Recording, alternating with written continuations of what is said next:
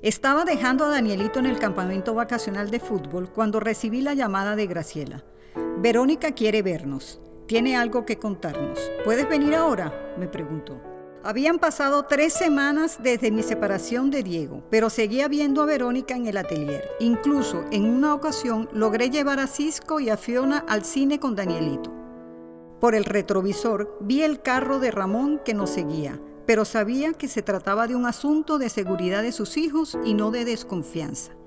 Verónica nunca mencionó a Diego y yo tampoco le pregunté. Era demasiado doloroso para mí. Diego no intentó buscarme ni una sola vez, ni una llamada, ni un solo mensaje. Aunque cuando Graciela me preguntaba le decía que era lo mejor, que le había dejado bastante claro que habíamos terminado, mi orgullo de mujer estaba muy herido.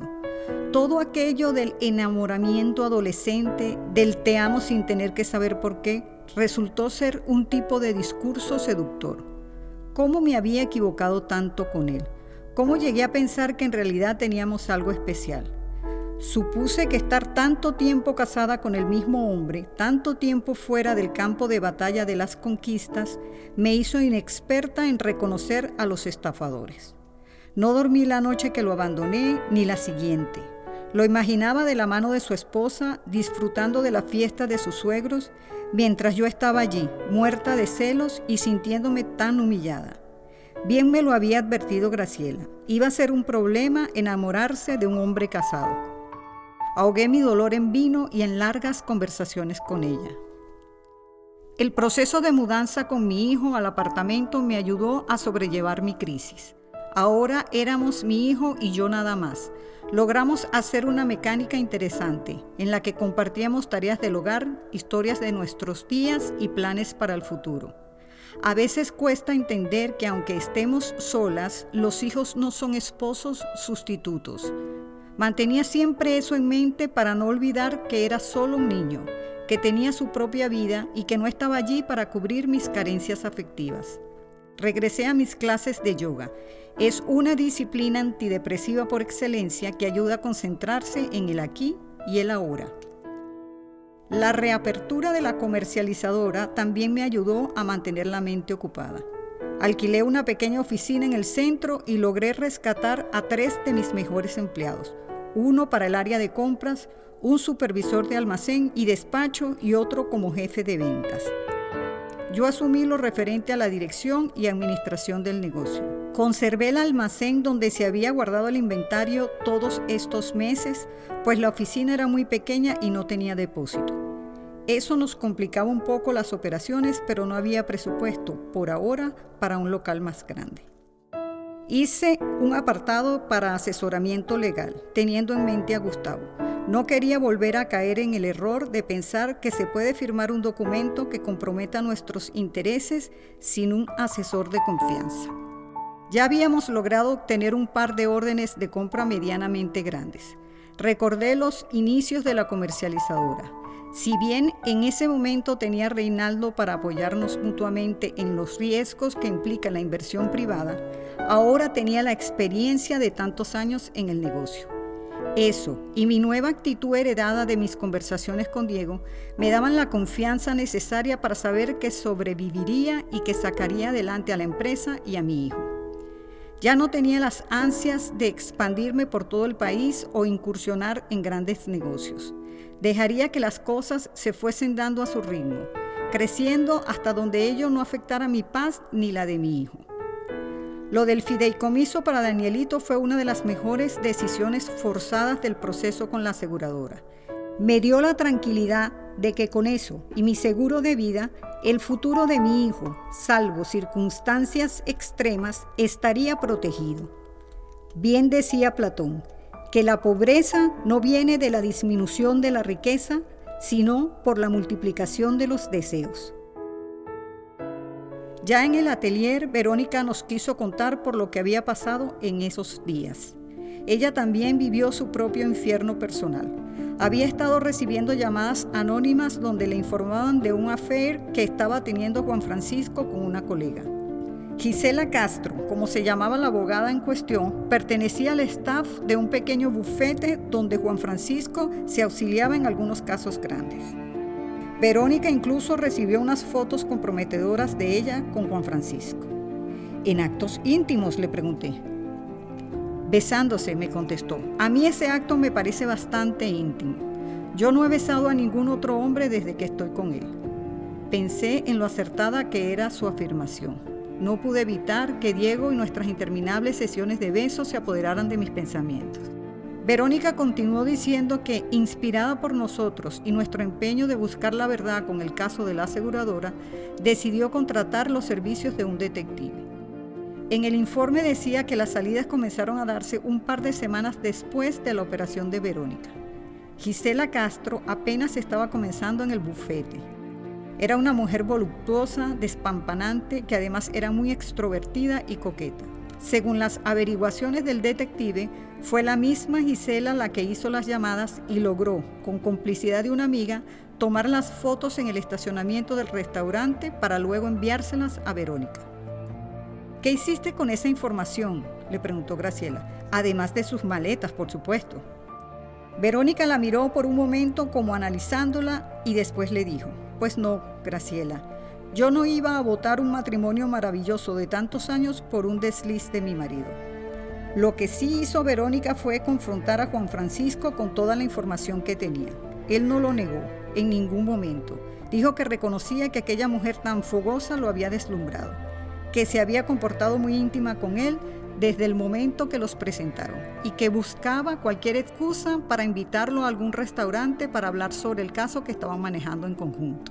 El día en el estacionamiento, según le contó Juan Francisco, Gisela le pidió que la acompañara al carro para entregarle unos papeles. Estando allí, en el momento en que se despedían, Gisela Castro hizo un movimiento con su cara para que el beso que estaba destinado a la mejilla terminara en su boca. Él le juró que desde ese momento la evitó y que recientemente ya ni siquiera trabajaba en el bufete porque la habían despedido. ¿Y tú le creíste?, preguntó Graciela. Yo decidí creerle, dijo Verónica. Debe significar un alivio para ti que ya no trabaje con él, le dije.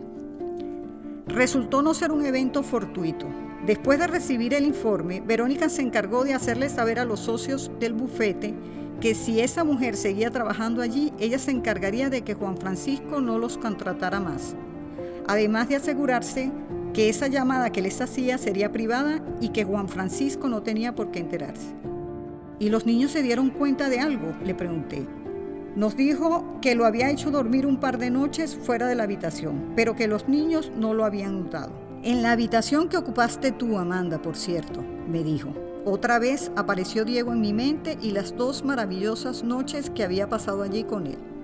¿Qué vas a hacer ahora?, preguntó Graciela. Nos contó que cancelaron las vacaciones familiares y que se iban a hacer un viaje solo ellos 2 para fortalecer su relación. Matilde, aprovechando que Augusto estaría saliendo frecuentemente a atender asuntos del trabajo, se quedaría en la casa con Fiona y Cisco. Ya Verónica les había ubicado actividades de interés para las vacaciones. Están en esa edad en que no salir de vacaciones con los padres es una buena noticia, nos dijo sonriendo. Verónica y su racionalidad me desconcertaban. Aun cuando yo era la Gisela Castro del trío que significábamos Diego, Liliana y yo, no era menos cierto que no tuve que utilizar ninguna triquiñuela para conquistarlo, que las situaciones eran totalmente distintas. No estaba destrozando ningún matrimonio maravilloso. ¿Por qué no podía yo ser tan circunspecta como Verónica? ¿Por qué terminé la relación con una escena tan grotesca?, me preguntaba. Pero luego pensé que no debía darme más excusas para justificar el que no lograra sacarme a Diego del corazón. Tenía que saber que eso sería un proceso lento y que ya había comenzado. Debía recordar que, si bien perdí la cordura en ese momento y no le di la oportunidad de explicarse, habían pasado 3 semanas desde entonces y él no hizo ningún intento adicional para que yo lo escuchara. La vida sigue, como él mismo me dijo una vez, y yo había decidido seguir sin él. El día de mi cumpleaños desperté y sobre mi cama estaba una hermosa rosa púrpura con una nota que decía: dejar de verte no es una opción. El corazón quería salírseme del pecho. Empecé a gritar llamando a Danielito. ¿De dónde salió esto?, le pregunté en cuanto entró al cuarto atendiendo a mi llamado. No sé, mami, me dijo. pero yo lo conocía lo suficiente como para saber que mentía.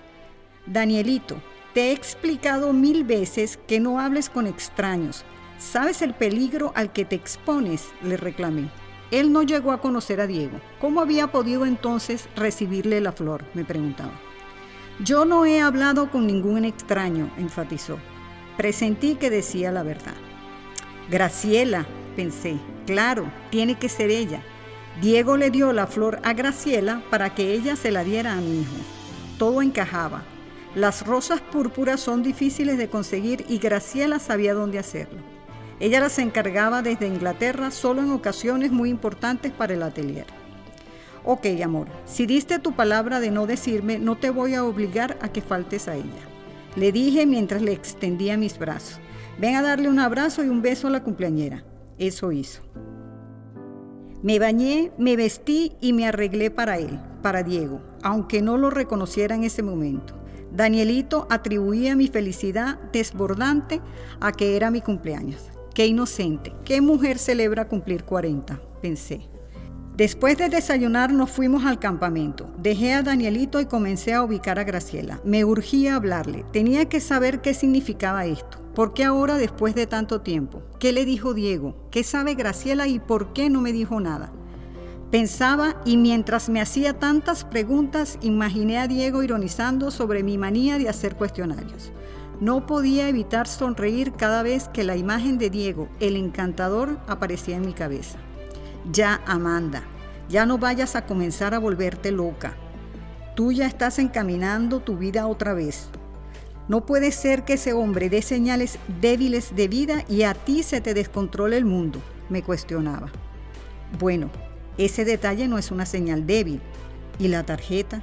¿Cómo no recordar aquel día en el Emperador cuando comenzamos a planear lo que iba a pasar con nosotros? Ya, Amanda, ya, me repetía incesantemente. En medio de mi tormenta de pensamientos, Graciela no contestaba su teléfono. El número que usted marcó se encuentra apagado o fuera del área de cobertura. Llamé al atelier y tampoco había llegado. El teléfono de su casa estaba ocupado. Fui a la oficina y desde allí insistí, pero fue inútil. Celular apagado, aún no había llegado al atelier y ninguno de los muchachos supo darme razón de en dónde estaba. El teléfono de su casa continuaba ocupado. No lograba concentrarme en mi trabajo. Decidí ir directamente a su casa.